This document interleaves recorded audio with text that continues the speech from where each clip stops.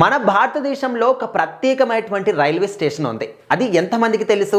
అంటే ముఖ్యంగా ఎక్కడైనా ఒక రైల్వే స్టేషన్ ఉందంటే పలానా ప్రాంతాలకి మాత్రమే వెళ్ళాలి, అక్కడ నుంచి ఇక్కడికి, ఇక్కడ నుంచి అక్కడికి, ఇదే విధంగా కొన్ని ఫిక్స్డ్ ప్లేసెస్ అనేవి ఉంటాయి, కొన్ని రూల్స్ అండ్ రెగ్యులేషన్స్ ఉంటాయి. కానీ ఇప్పుడు మనం మాట్లాడుకునే ఈ రైల్వే స్టేషన్ అంటే మన దేశంలోని అన్ని ప్రాంతాలకు, దేశంలోని నలుమూలలకు కూడా ఇక్కడ నుంచి రైళ్లు డైలీ రాకపోకలు సాగిస్తూ ఉంటాయి.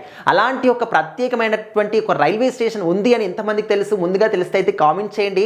అది ఏదో కాదు, మధుర రైల్వే స్టేషన్. సో మరి ఇక్కడ ఏంటంటే అది తూర్పు కావచ్చు, పడమర కావచ్చు, అంటే అన్ని ప్రాంతాలకు కూడా ఇక్కడ నుంచి రైళ్లు డైలీ పరుగులు పెడుతూ ఉంటాయి పట్టాలపైన. దాదాపుగా ఒక్క రోజుకి 197కు పైగా, 200కు పైగా ఇంకా రైళ్ళు అనేవి ఈ పట్టాల మీద అంటే ఈ స్టేషన్లో ఆగుతూ ఉంటాయి అన్నమాట.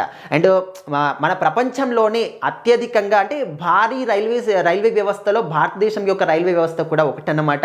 అండ్ మన దేశంలో ఒక్క రోజుకి దాదాపుగా 13,000కు పైగా రైళ్లు పట్టాల మీద పరుగులు పెడుతూ ఉంటాయి. 7,000కు పైగా స్టేషన్లో రైళ్లు ఆగుతూ ఉంటాయి. సో మరి ఇలాంటి ఒక భారీ వ్యవస్థ కలిగినటువంటి రైల్వే వ్యవస్థలో ఇలాంటి ఒక ప్రత్యేకమైనటువంటి రైల్వే స్టేషన్ ఉంది అని చెప్పేసి చాలా తక్కువ మందికి తెలుసు అనమాట. అండ్ దానికి తోడు మధుర అంటే అందరికీ గుర్తుకొచ్చేది బృందావన్, మన శ్రీకృష్ణుడి జన్మస్థలం అని చెప్పేసి, అక్కడి తన బాల్యమంతా కూడా గడిచింది అని చెప్పేసి మాట్లాడుకుంటూ ఉంటారు. ఈ యొక్క మధుర రైల్వే స్టేషన్ నుంచి సుమారుగా ఒక 9 కిలోమీటర్ల దూరంలోనే ఈ యొక్క బృందావన్ ఉంటుంది అని చెప్పేసి, సో ఇక్కడికి ఈ యొక్క బృందావన్ని చూడడానికి కూడా శ్రీకృష్ణుడి ఆ యొక్క బాల్యం జరిగినటువంటి ఆ స్థలాన్ని చూడడానికి కూడా చాలా మంది పర్యాటకులు డైలీ చాలా ప్రాంతాల నుంచి వస్తూ ఉంటారు, దేశ నలుమూలల నుంచి కూడా వస్తూ ఉంటారు. కాబట్టి సో వాళ్ళు అక్కడ నుంచి ఇప్పుడు మనము ఒక ప్రాంతానికి వెళ్ళాలి అనుకుంటే ఇక్కడ నుంచి వేరే ప్రాంతానికి వెళ్ళి అక్కడ నుంచి ఇంకొక రైలు ఎక్కడం కానీ, అక్కడ నుంచి ఇంకొక వ్యవస్థని ఎన్నుకోవడం కానీ, ఈ విధంగా ఉంటుంది. అంటే పలానా సగం దూరం రైల్లో వెళ్ళి అక్కడ నుంచి బస్ కానీ, రోడ్ ట్రావెల్ కానీ, ఈ విధంగా ఉంటుంది.